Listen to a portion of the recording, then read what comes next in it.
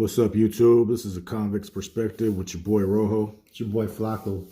On today's topic, we're going to be doing a whole different series that's going to be coming up, and what we're going to do is be discussing different facilities. Like this one, we're going to be doing San Quentin oil hole. We're going to do Corcoran shoe, and we're going to do Pelican Bay shoe. And we're going to pretty much explain how these different facilities function, how the staff interacted with us, and how we were treated, and how the different programs, and some of the crazy stuff that we may have seen while we were there, and as well as how we used to function, just to give the listeners out there a better insight of what it's like when you go in there and you have to put in some work and you end up in the hole or in the shoe, and because it's inevitable. If you go to prison, there's going to come a time where you're going to have to put in some work, and you're going to have to experience the harsh realities of what it feels like to be in solitary confinement. So on today's edition, we're going to be discussing San Quentin hole. So my first experience with the hole in San Quentin, man, it was back in like 1994. I had paroled from Susanville hole, so automatically when you parole from the hole, if they catch it in R&R, they send you directly to ADSEG, and which was the case in my time. I got a violation, got shot back to the prison, and I went right to East Block. Well, man, San Quentin was unlike anything at all in Susanville. Susanville, I was on the level 3 yard, cells, it was a whole different animal. I go out there, I run my information, people get at me, I shoot my CDC number, my AK, my hood, where I've been, who I've been with, my status, etc. And I get cleared. They tell me to go to the 6 yard, which is kind of weird because what you should be trying to do is stay away from them validated yards. The 6 yard is a validated Northern Mexican black yard. So in retrospect, I look at it like, man, they should have actually told me to go to the integrated yard in order to keep me from getting validated, which I ended up getting validated on that yard. Even though I wasn't even a member of the NR yet, I got validated anyway. They just made up some stuff on me. But it was a trip, man. I went out there, you get cuffed up, you get strip searched down before you go out. And my first time going out there, I was kind of nervous. I didn't know what to expect. It's a new place. I'm young.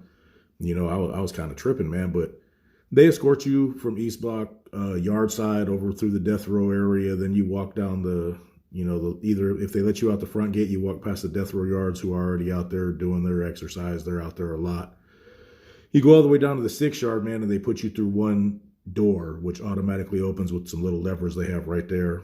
You're handcuffed, so they uncuff you. And then the 5 yard is the white boys and the Serranos. The 6 yard is us and the Africanos. So then the officer has the choice of which yard to open. And most of the time they make the correct choice, man. But sometimes, man, they might look at you and think you belong on a yard you don't based on how you look. And you might end up having to go in there. And it's mandatory if they put you on the wrong yard that you go in and take flight immediately. And that has happened to me in the past. Well, once they pop your gate, say you're going in the 6 yard, there'll be 2 of our homies and 2 brothers that will be standing, in military formation around the opening of the door about 10 feet back that you're supposed to greet. You go up, if you're a homie, you go up and greet the black dude first. You shake his hand, you know what I mean? Look him in the eye, let him know, hey, I'm here to represent. Then you go to your homeboy, then you go to another black, and then your homeboy. And then all the other people who've been out before you are already in formation in straight lines, usually about 5 or 6 across. So then you just go fill in the next open place, and you stand there in, military, position, hands behind your back, feet spread a little bit, just you're basically ready for anybody who might come through that door that's a threat. Don't get me wrong. They have people that are there in case that happens and that, they're carrying something to deal with the threat if they come through the gate. And usually we're so on top of stuff that there's not going to be a threat that comes through that gate that we don't know about. You know what I mean? If somebody's going to come out there that needs to be dealt with, we'll already know they're there. If somebody, tries to sneak to the yard that's no good, we'll know. You know what I mean? I've never been there when there's been a surprise. Some people have tried to get out there that know they're no good, and, you know what happens. But, you go fall into formation and you wait until every, Northern and every black brother that comes out to that yard has been done and they're done releasing people to the yard, and then, you might say a few things like good mornings and stuff like that, in Nawa Spanish, and in Swahili as well. And then you go break into your respective groups, Norteños might go to one spot, bros might go to another spot, NF members do whatever they do.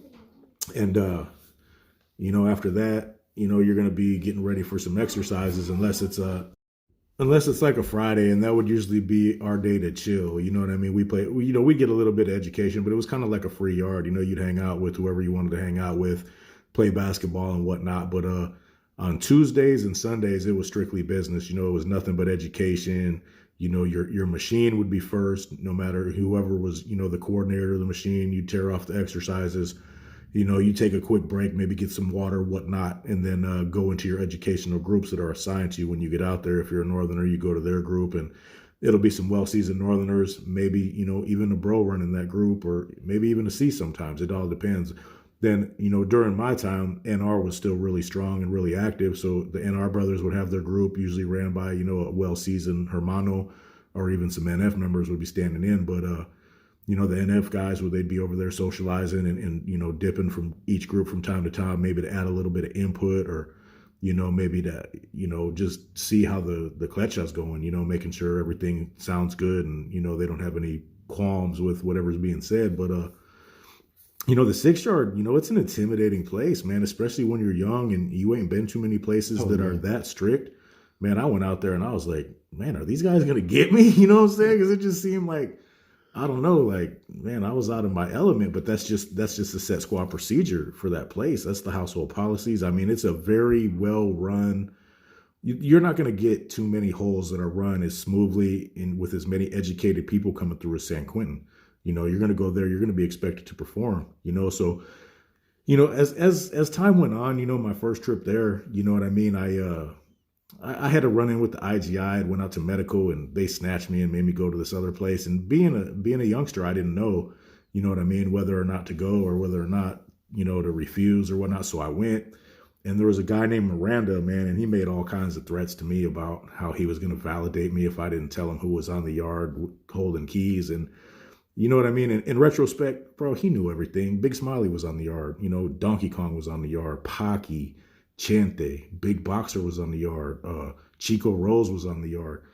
So it's not rocket science. He just wanted to see if he had a weak link, and I basically told him, I'm like, well, I mean, sometimes you get validated, sometimes you don't, homie. You know what I mean? Get your validation on.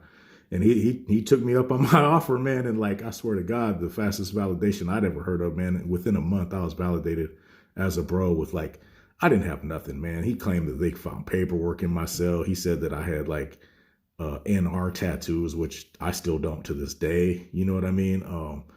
But he made enough points that they approved my validation packet lickety split. And I was just on like a 7-month violation, man. And they ended up shooting me to Pelican Bay that quick, validated. And I still had like 46 days to the pad. But San Quentin's a whole different animal, man. And you go out there, bro, it's intimidating. There's business going to be handled on that yard. If somebody comes through, they're going to get dealt with in San Quentin. There's nowhere to run, nowhere to hide. All the information, they got a lot of direct lines. A lot of people just left the street, so they know what's going on and who tried to come back. A lot of people have lines to the bay. There's great communication through there, and it's a place of serious business. Yeah, my first time I experienced the old 6 yard, which he just discussed, man. And I went in there for a melee. Got off with the Native Americans. And the situation arose because of that, because there was an old homeboy from San Fran named Bobby Lucha who set up with a Native American. He told the old man he had to get out the cell. He ended up taking off on the old man. So we ended up, how the politics play in on the yards was, you guys have to deal with this dude, right? They refused to deal with it. So we said, we're going to deal with you, and we're going to deal with all of you. They all ended up being on the 4th tier. So after we physically removed him one-on-one, as they called yard recall, we rushed them. So about 4 of us went to the hole. I ended up getting hit with a baton. I ended up getting shot at because I wouldn't stop fighting. I was the only one that kept on going. And my hand was broken. So when I got to the hole, I was barely educated. I was always told, you get off the homies, you send your paperwork, they're going to send you a care package. So the first thing I got was a suit package that came down. It was a line, right? And I ripped it off. I thought it was a care package for me. Right. Because I didn't know any better. Yeah. He goes, hey, what'd you do with my line? Next thing you know, I get this whole little report, like, you need to answer these questions. And I'm like, man, I can barely write. My hand was broken. So I wrote as best I could. And, they told me when you go to yard, ICC, they cleared me to go to the yard 6 because they ended up putting those guys that we got off on the 2 yard, which was the integrated yard. So they couldn't put us out there. So we were basically forced out there. And there was homeboys out there, were out there on the integrated yard at that time. So I remember my first time going, man, And this was a scary experience, man. I'm like, I don't know, like 19 years old, 18 years old. And when you come out, the 6 yard is the last yard all the way down. And then you have an integrated yard, then you have 4 death row yards. And back then, when you looked at the death row yards, you'd see old viejos, old veteranos with blue rags on, red rags. You see Crips out there, Bloods. You know, they have a whole different thing because they're waiting for their ticket to be punched. What was crazy is they still had the weights on them yards. So you'd walk by, we'd be looking like we're on like an aerobic program, and these dudes are sitting there benching 400 like it ain't nothing, man. They didn't take their weights away forever. But man, as an 18, 19-year-old kid, man, them dudes are like, oh man, what did I get myself into? They're monsters. So yeah, you get to the gate like he discussed. You go through the rotunda, and they pop it open, and then you got these guys that are just sitting there with a serious face, and I didn't know what to do. I was just told to come with your shirt off because they want to see your tattoos. So I start shaking hands, and I get in formation. And see, the reason why we didn't do Machina on Fridays was because it was new arrival day on the yard. So basically there was always going to be SB watching you, monitoring your activities to see how you act. And luckily for me, I knew Chente Royal Ball from Sanjo that was on the yard. So I already had a homeboy that was there that knew who I was. Yeah, I didn't have no homeboys per se on the 6 yard the first time I went out, but we used to go out at the same time that the integrated 2 yard would go out. That was what it called, right? Integrated 2? Integrated 2 yards. So there were some guys that I was in Susanville with on the integrated 2 yard that, put in a good word for me. So, once I had heard, out of the corner of my ear that they were talking about me and said, yeah, that little youngster's cool, I started to feel a little bit more at ease, you know what I mean? Because, people, they're checking you out on that yard, bro, especially being a youngster and especially all that stuff. Man, you don't know what they're thinking. You're like, man, did I do something that's going to come back to haunt me? Because like he said, man, them dudes look dead serious, bro. And when you're 18 years old and there's 40-year-old men that, are battle work, man, there was like 7 familianos the first time I went on that yard, bro. And it was dead serious. There was no joking, no playing, none of that stuff, man, So, like Flacco said, you go out there and you see the level of seriousness, man, and it's kind of chilling, bro. In reality, man, you're not quite ready for it. So if I remember, I still won't forget this to this day. NF member Ray Garcia, Goose from Solomon, comes up to me. He goes, so you're the one that can't write? And I was like, nah, I can write. My hand's been broken. I showed it to him. You know what I mean? He was really a stern one. But when I tripped on, there was probably about I've never seen so many bros in my life on the yard in my life. There must have been about 7 or 8 C's on the yard, about 25 hermanos. Yeah. We had about 60, 70 people in this small yard.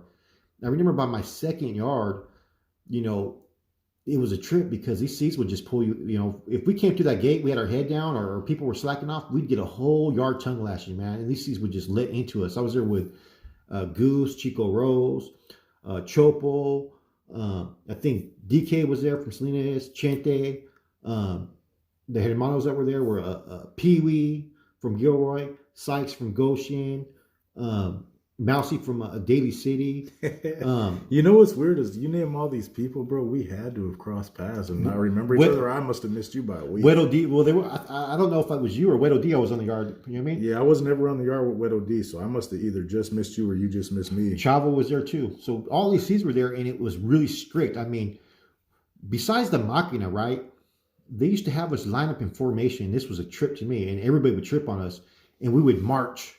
And we'd stomp our feet with our hands behind our backs, and then we'd jog laps and stuff. And then as soon as we jogged a certain amount of laps, we would all just in sequence line up in formation to do machine. It was so organized. It was so militant. It was so regiment. Then we'd have the Clecha. We'd have, and C's would get involved and everything. And we started soaking up all the education. We had to file reports, the DTRs every day, Was Boxer there that time you were there? I don't know if Boxer was there, man. I think you were there just before me, man, because they shut down that whole march and stuff. Right. We actually were going to do a sit down on the yard behind them, trying to dictate how we did our Machina on the 6 yard. Big Smiley was going to have us sit down and refuse to go to yard. And for some reason, man, we only sat down for like 15 minutes, and he said, F that or whatever. I don't remember the exact circumstances. It's been 30 years, but you must have been just before me because we weren't allowed to run and all that, in concert with each other kind of stuff when I was there. So fast forward, I come back about 6 years later, and now we have the new 6 yard. And this was a trip, man. I like the old 6 yard, man. The militant structure. I like how the C's would get information. Yeah. They would do machine. When I got to this yard the first day, I'd already heard about Lencho, and I heard he would catch a violation every other month, they said. So when I hit the yard, Lencho was there. And the way that they had this program, right, is it's a whole new yard. We'd be in formation, right? But they would have two posts meet you, and they would escort you to the side. But say the whole time we were in formation, all the NF members, right? This is before the yard is secured, and you know they put the lock in the yard that no one's coming out. They would be in the corner on the table, sitting there chopping it up. You know what I'm saying? And I used to sit there and think, like, why are these guys not in formation? Shouldn't they be the ones setting the examples? None of these C's except for Gonzo would get in formation, and Lucky. And so a lot of people used to question it, like, wow, this isn't like how the 6 yard used to be. Because when I first was going, there was NF members that were in formation. And years later, when I came back the third time, I was there. The only NF member that was on the yard was Bubba from Salinas. And the one thing I always liked about Bubba, he was a solid C, is that he would get in formation just like anybody else. And he would get down in the machine, and he'd be the one in the front row busting down. But when I was there with Lencho, they had this whole little trip to where, you know, even Kaha, when they would get there, we'd be out there in formation, like, you know, looking like soldiers, and they'd be sitting on the bench over there. And it just made a lot of people feel kind of inferior there, that why aren't these guys setting a better example? And it was totally different from what we experienced in the 90s. Yeah, no doubt, man. Like I said, I was there with Big Smiley and stuff when that first, the deep facility dilemmas were just starting when he was out to court. And he busted down, you know what I mean? And Pocky, Chente, DK, all them cats, Boxer, Boxer ran the machine usually. You know, sometimes Chico would run it too. If you're not really educated, you go out on that yard. I mean, you could obviously tell, some of them were C's because they had NF on them. But like as far as by how they conducted themselves and, they didn't have the holier than thou thing where, they're back at their corner in their jacket while everybody else is working out, smoking and all that kind of stuff. I ended up seeing that stuff. And I actually came in one time as a C, and I had gotten an accident. I was T-boned in the middle of an intersection, and, the seatbelt, crushed against my gut so hard that I figured I was herniated and all that stuff. So I actually didn't work out, the first couple yards. But after that, man, I was like, dude, I'm not setting the right example, even though my guts were on fire and each one hurt, 10 times more so than normal. I still got there and busted down, and I don't like burpees at all. Anybody who knows me knows that. I'm not, man, if we could just do push-ups, hey, if we could lift weights, hey, I'm in, but them burpees, not too many people really like them burpees. If you sit down and put them on a lie detector test, they don't like them. But man, I would get down there and do them anyway, even though I had the keys to the whole prison. It's just, I don't want to come across like I think I'm better than you. I mean, even as an NF member, a lot of these guys were double my age, and I'm not going to be that little young, non-Latino dude that comes in there and just thinks he's special. You know what I mean? That doesn't set the right example. And I have seen C's do it. And unfortunately, they had higher status than me at the time. So I really couldn't, question what they were doing. But I would just look at them out of the corner of my eye and smile like, yeah, I feel you, brother. You know what I'm saying? I actually trip on that too, because Lencho kind of set that precedent there. You know what I'm saying? Like, he wouldn't work out or do anything. I don't even think he could do 5 push-ups anyway, so to be honest with you. And I'm not trying to over-exaggerate that. I'm really being serious about that, But anyways, the thing about Quentin that was cool, though, right, was a lot of the correctional officers, for the most part, besides IGI, a lot of them were raised in the Bay Area. You know what I mean? A lot of them are minorities. Yeah. So they got along pretty cool with the homies. And we used to have a lot of different resources, such as we would have certain correctional officers run to death row because we were getting tobacco from an individual named Pico from Fresno. And we were in Carson section. This is the second time I came back, and I was the RSD of said facility at that time. So I was in charge of basically designing the whole program for the whole prison under the RC. Everything was coming through him, and I decided to design it and implement it. So I ran the tobacco, the dope cells, everything. And so what we ended up having to do was I'd have to get at certain COs, right? And request them to go to because they were searching us. We couldn't bring the tobacco back from the yard. For a while, we would have homeboys, because we had homeboys in East Block, right? So they were able to communicate with Pico. So for a while, they were coming out with tobacco in the morning, and then we were being searched on the way out. So they would have to bring it, and we'd have homeboys hooping pouches on the yard, dry and everything. Oh. A couple of them got smart. What they started to do was they started to lube up before they went to yard. You know what I mean? I have a funny story about that. One time, the homie, right, Lazy from Santa Clara came back, right, and he's on the yard trying to hoop, and he's turning red, trying to put it away, right. So, and Lazy was, he's a good dude, man, but he was a little slow. Yeah. So, when Bubba came back and said, "Hey, I need you to send that to me, Lazy," he didn't unwrap it or anything. He said as is to Bubba. Oh wow! So what do you even say if you get a package like oh that? my god, man! So what I started doing is I'm not going to say the correctional officer's name, but I had two of them. We had one that would come out in the morning, and while we were out there in the yard, he would bring us the pouches, right? Or he would he would let us bring out the tobacco ahead of time because they were searching us that bad. They used to search you on the way back in too. They started doing. Did they do that on the old 6 yard? I don't think they did. I don't think they did. They were too lazy. I don't remember, dude. So instead, what I did was say we were picking up. Because we were paying, I think, 6 on a rack at the time, or 12 on a rack of stamps for a pouch of tobacco, which is pretty good. 12 stamps? Yeah. Yeah, and that's not bad. We were selling for 60. So we kept on reinvesting. We kept on building our stores. We had, say, if you held a COC position, you got a pouch once a week, right? For personal? For personal. Because you're doing more work. The RAs, you know what I mean? Right. And then we'd give some to manpower too. And then every yard we had a pouch to open up so everybody'd be able to smoke. And then after we had certain sales, we'd offer homeboys a certain price, like, okay, you can buy it for 20, but we were trying to sell them for 60. And then we were trying to use also to buy like the end items, or like, you come across things like sweatshirts, beanie caps, different things you can, get them for one cigarette, food. Certain homeboys would trade for food. So our tiendas were stocked, but we had, at the time, we had to have stores in different cells, because if you had too much stuff, they were trying to confiscate it from us. So you couldn't have like 10 shampoos or 10 deodorants or 10 soaps, because we wanted it to have enough to where if we knew you were going to be there for a long time, we weren't putting it in syrup packets. Right. You know what I'm saying? Or a chip bag, a little quarter of a piece of deodorant. We know you're going to be there for a while, for at least like 3-4 months. You know what I'm saying? Whether you're going to have money coming or not, or go to the store, here's a full issue. Yeah, no doubt. You know what I'm saying? Because we were doing good enough. So we would end up having, I had 2 COs doing it for me. And what I would do is, they'd go pick up, maybe it could be anywhere from 40 to 75 pouches of tobacco at a time. That's how much we were moving. We were making more money than the reception center was. Right. And I would give them one for their troubles. And what they would do that for is, like, say if they were running showers, they would offer them, "Hey, do you want a cigarette to skip on your shower?" Oh, there's hell what I'm saying? Retards that yeah, well, I'm not going to say the ones that were doing it, but there was hell that were doing it. I can imagine. You know what I'm saying?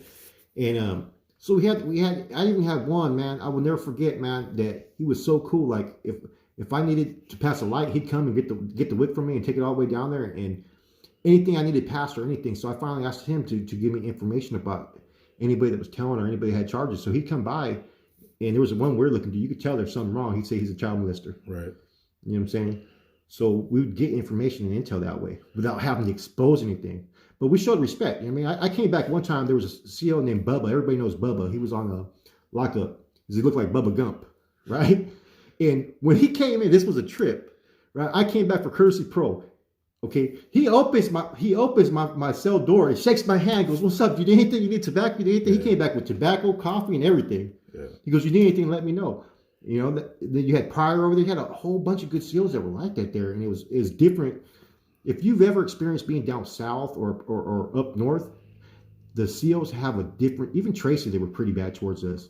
They have a different attitude towards Northerners in general. Yeah. That's the one thing I could say about Quentin, is that we had respect towards the COs, you know what I'm saying? Yeah. Without divulging any information or breach of security, you know what I'm saying? But at the same time, they treated us pretty good. Yeah, I only had one CO the whole time I was there, man. It was this dude named Snodgrass. He was a straight pain in the you-know-what, dude. For some reason, I don't know, he didn't take a liking to me because I was young, because of who I associated with or whatever. But, man, it got to the point so bad where, I almost got myself in trouble because I told him to come fight me in the cell. You know what I mean? And that's a no-no without getting permission. He was telling me some stuff one day. I'm like, well, why don't you just come in here then, little person? You know what I mean? He was just a little guy. He was like a former Navy SEAL and stuff. So he probably would have gave me the business, man. But I just got man, he walked by and he come in and disrespect my cell like every single time I went to the yard. I came back in one time and found a picture of my hyena inside of the toilet.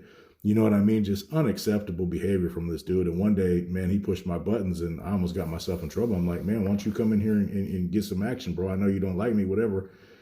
And actually the homie boxer was there, bro, and he was just like, man, don't go about it like that, and whatever. But he didn't come in the cell. He like put his key like by the door like he was going to, man, and I was gonna try to hurt that man because his disrespect was so outlandish. But like you said, man, there's a lot of cool COs in Quentin because a lot of them grew up around us. A lot of them grew up around the brothers who we associate with pretty tough. And, we have a lot of action there, man. And it's a whole different animal though, man. And Quentin's to do time in the hole, it's a cool place to be, bro. If you're going to be in a lot of places, man, you'll get a lot of education there. You'll learn how to conduct yourself, etc., man. But if you can live up to the standards. Yeah, the standards are rough, man. I used to get caught sleeping all the time during the day, which is a no-no. I used to get in trouble for changing my voice and arguing with J-Cats and stuff. Back in the day, Boxer used to bust my behind for that stuff, dude. He'd be right up above my cell list. They were off the hook, though, bro. Dude, Boxer was with the business, bro. I disguised my voice. J-Cats would be talking mess, and I try to change my voice, bro. And Boxer would be like, hey, I got something for you. Yeah, all right. No, I'll have it for you in a couple hours. I get caught steady. But I was a young man, bro, and I wasn't used to the, I'm a good-natured dude. I like to clown around and have a good time. And, man, you push the envelope too much, San Quentin's not the place to do it because it's a real serious place, man. I used to get away with it because the homies kind of took a liking to me and stuff, and my penmanship and my essays were on point. I was putting out only A+ paperwork. And, I told them anytime anything needs to happen, even though I'm not on discipline, call me first, bro. I want to show you guys what I'm about. I'm a young man. I want to earn some respect here. And they appreciated me. And, if it wasn't for like Boxer and Chico, man, I might have never, took the path that I took. And, even though I regret it now, that's part of my life that, I learned so much, on my journey that, man, even if I could take it back now, I wouldn't, because I'm privileged to have been privy to the kind of knowledge that I have because it helps me in real life. I mean, do I recommend anybody trying to get it? Nah, man, you just got to get the best of what you can on the streets. But, use anything negative, man, always as a stepping stone to turn it into something positive. And that's what I've done. Yeah, but it's not like how it was, brother. Yeah, I haven't been back in a long time, man. I mean, it became more, as far as the unity and the proper direction. And, look at what I told you about. They're sitting there on the tables while we're in formation before the yard's even secured. Yeah. You know what I'm saying? It was just, it was disgraceful compared to how it used to be, but you can't sit there and make waves because, hey, these dudes, these are Cat 2NF members. They're going to do what they're going to do. Yeah. They felt privileged some way.